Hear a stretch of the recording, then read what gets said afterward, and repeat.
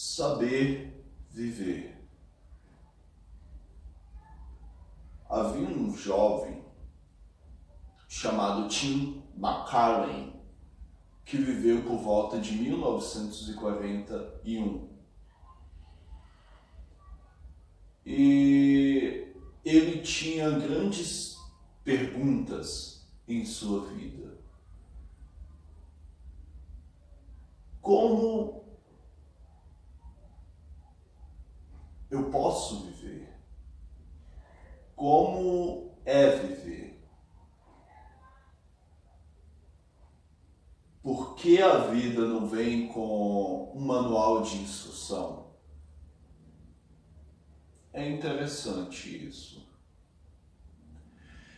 Ele passou grande parte da sua vida tentando descobrir qual era a verdadeira felicidade. Ele cresceu sem saber o que era ser feliz. Ele acreditava que a felicidade estaria longe de si mesmo. Ele não sabia onde poderia focar a sua vida e garantir que ele fosse feliz. Tim McCarlane descobriu aos seus 19 anos de idade que estava com a famosa peste bubônica. E a partir do momento que ele descobriu,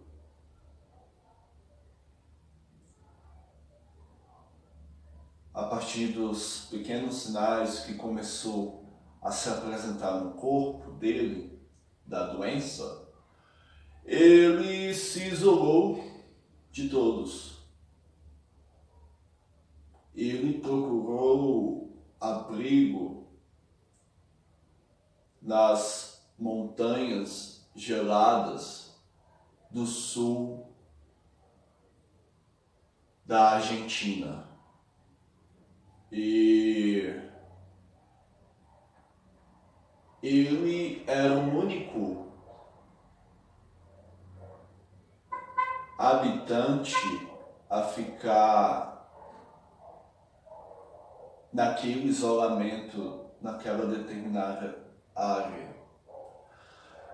Então, a única coisa que lhe servia de companhia eram os livros. O alimento chegava de um modo muito insensível. As pessoas temiam que poderiam, de maneira muito fácil, serem contaminadas por aquela doença. Então, ele passou os últimos 6 meses de sua vida em recluso. Ele não via nenhum ser humano. Muitas das vezes ele ficava até mesmo sem ver a luz do sol. Para ele, toda aquela situação era muito triste, era desesperadora. E ele não tinha fortes crenças em Deus ou em qualquer fonte religiosa para ele poder ter uma base. Então, ele recebia o alimento através de caixas que eram carregadas, transportadas por um tipo de carroça para cachorros. Sim. E muitas das vezes as pessoas costumavam enviar livros de romance, de autoajuda, de bibliografias e tudo mais. E um dia ele estava lendo um livro e ele se sentiu mais triste do que ele já era.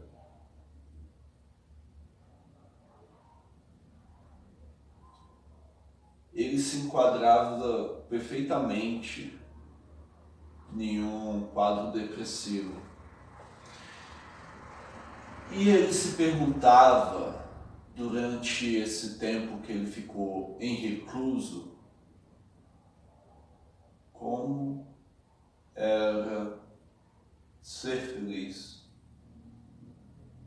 Essa história me choca muito, porque ele morreu muito cedo.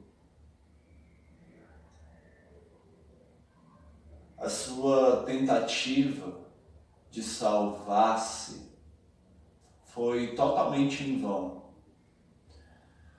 Mas em um momento de desespero total, quando ele se questionava o porquê de tudo aquilo, ele começou a ter vários sonhos relacionados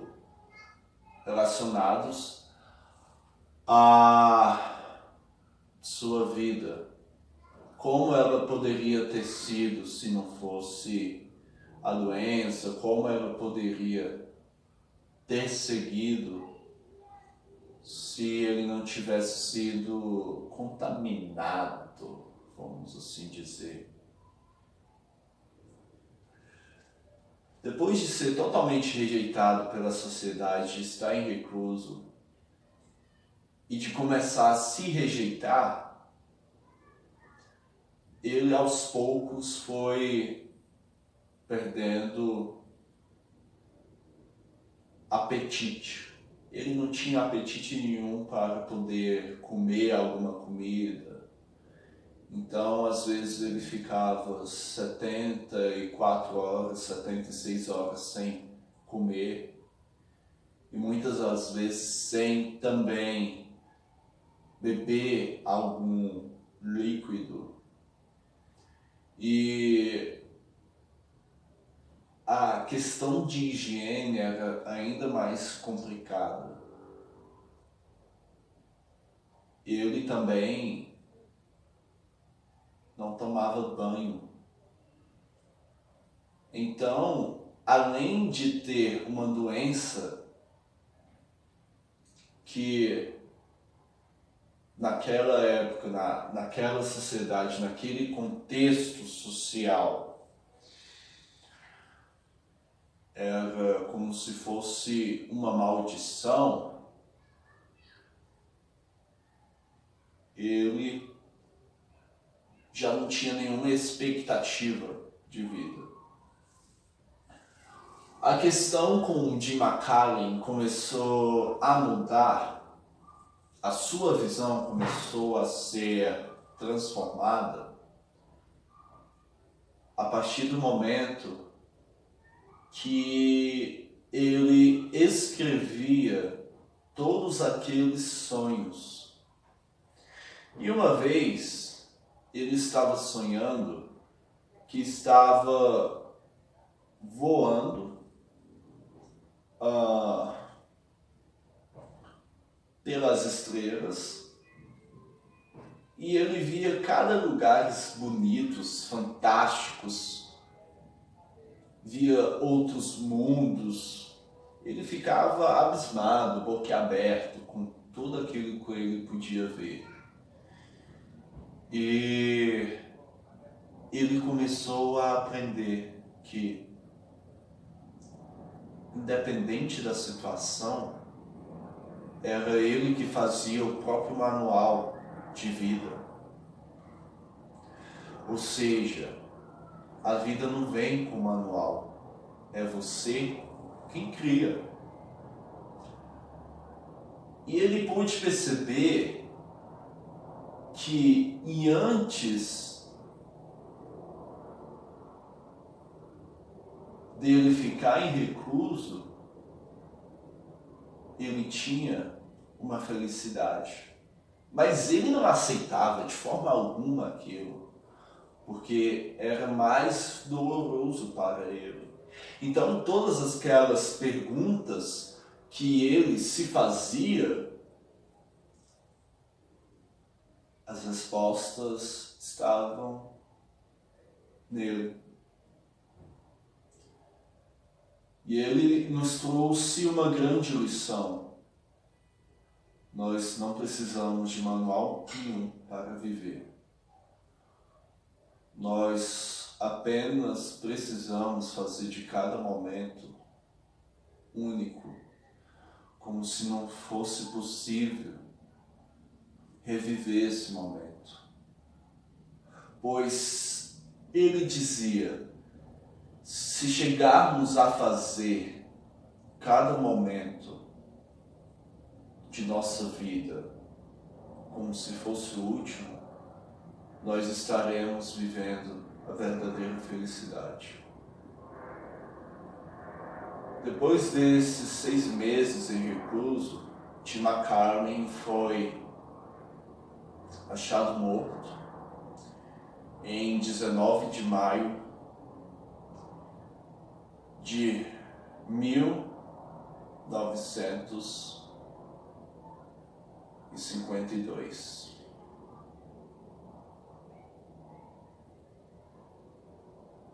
Ele foi totalmente esquecido pela sociedade durante vários anos. Os cachorros que levavam o alimento para ele tinham a única missão. E eles não estavam habilitados a cuidar do emocional do Tim McCarlin. Ele só foi achado morto porque um médico austríaco que estudava sobre as mais diversas doenças que afetaram tanto no passado quanto no presente da história da humanidade, Tim McCarlin deixou vários registros de seus dias. O quanto solitário eram os dias dele. E esse médico austríaco, ele pôde observar uma coisa no Tim McCarlin: arrependimento. Ele carregava um grande arrependimento de não ter aproveitado esses 19 anos que viveu sem essa doença. Os restos mortais de Tim McCarlin foram jogados no mar e nesse período, nesses 6 meses de Tim McCarlin, ele pôde nos trazer essa lição. Então, um dos seus últimos desejos que ele deixou escrito antes de abdicar totalmente da alimentação, da água, em se entregar totalmente à morte, à espera da morte, por falta de nutrientes, Tim McCallum mandou a gente viver. Em uma frase clássica que ele deixou escrita, ele falava: olhem para as estrelas, vejam os brilhos que elas possuem. Olhe para o céu, veja o quão infinito ele é. Olhe para o mar, você não sabe nem calcular a profundidade ou a largura que ele pode ter. Mas acima de tudo, olhe para você, porque um dia você ou vai ter morrido com memórias, ou vai ter morrido com sonhos. Então, vivam o que eu não pude viver. Porque se preciso fosse, eu voltaria aqui só para fazer o que não pude fazer. Tim McCallum morreu. Essa é a grande verdade. Ele podia ter vivido. Ele podia ter sido sarado de sua doença. Mas o destino não assim o quis. O destino quis que ele aprendesse essa lição e também ele nos desse essa lição. Então, faça o que o Tim McCallum não pôde fazer. Vá viver enquanto ainda é tempo. Esse foi o conto 3 de 365, por Isaac Cabral. Viva! Viva e não olhe para trás, pois nem só de passado o homem é feito, mas sim de futuro e presente. Guarde essas palavras. Conselho de Isaac Cabral.